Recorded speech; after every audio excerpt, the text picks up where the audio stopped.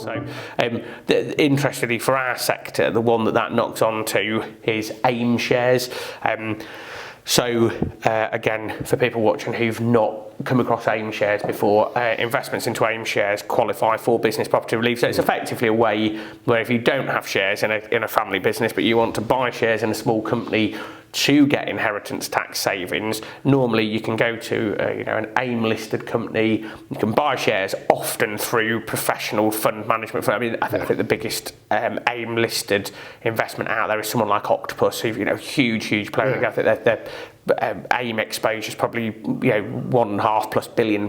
So and I know there's been a lot of nervousness in the marketplace in the run up to this budget. If you go out and put £100,000 into AIM shares, after 2 years of holding those shares, you'd have got full inheritance tax exemption. So on a £100,000 investment, you'd save £40,000 inheritance tax. Yeah. But it's always worked on the proviso that you're investing into small, illiquid, high-risk companies. So there's always been a fair match. When we talk to clients, it's not a giveaway. And often there's not a lot. There's not a lot of growth. They're not. It's not like going out and investing into something where you've got some choice over where your funds invested. They're very specialist investments.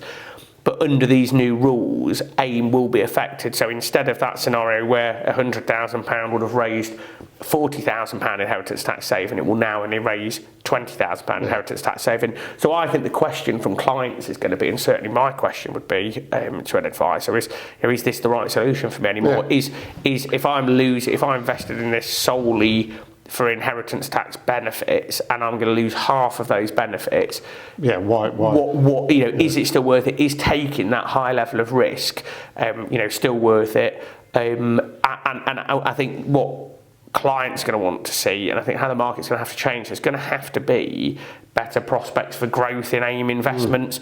At the minute, I think someone would be really happy if you invested £100,000. You die 3 years later, and your £100,000 hasn't grown by a penny, but you save 40% tax. That's the return. Whereas now, I think people are going to want to see a little bit more from that. So they're impacted, and whilst, from my understanding, from what I've read, whilst obviously you've got a £1 million threshold as a farm or a family business before you start this treatment, with AIM, it will be from day one. So there is no £1 million threshold. I think if you invest into an AIM portfolio, there's no limit for you.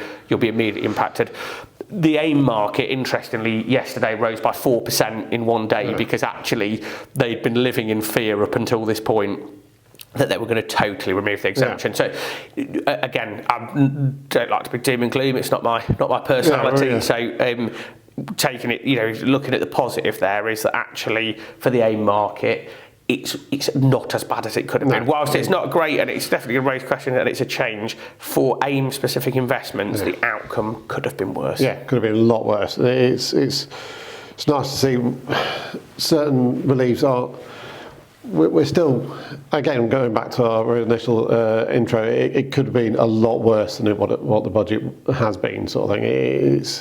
It's not ideal, but with all the rumour mill that was coming up beforehand and everything like that, it's a lot better than what we thought it was going to be. I think is probably the upshoot of this. It's trying to find those positives in a difficult period. I think is probably the best way of looking at it. So if I look at again, try to look at a slightly more positive lens.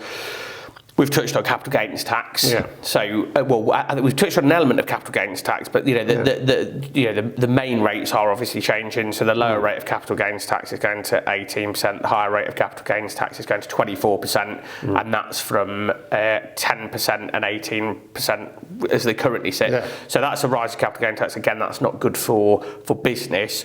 But it's also something we've got to be aware of when we're planning with clients, because that means now more than ever that unwrapped investments, so direct shareholdings, general investment accounts, anything like that that's not got some sort of tax wrap around it, like an ISA, like an investment bond, like a pension, anything that's not got one of those sort of tax shelters, it's now more than ever, if you're in that position, to look at how you're holding those investments and consider your planning.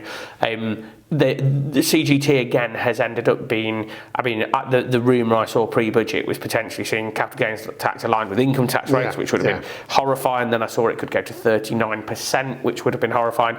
And in reality, what we've done is aligned property's been on these high rates already. Yeah. Property has already been on 18, and well, it was 18 and 28, and then it became 18 and 24, and now we've brought everything else in line with that. And I think really the sector, I mean, certainly if you take advice, I'd like to think that most clients don't have unwrapped investments. You know, they'd be using ISA allowances, etc.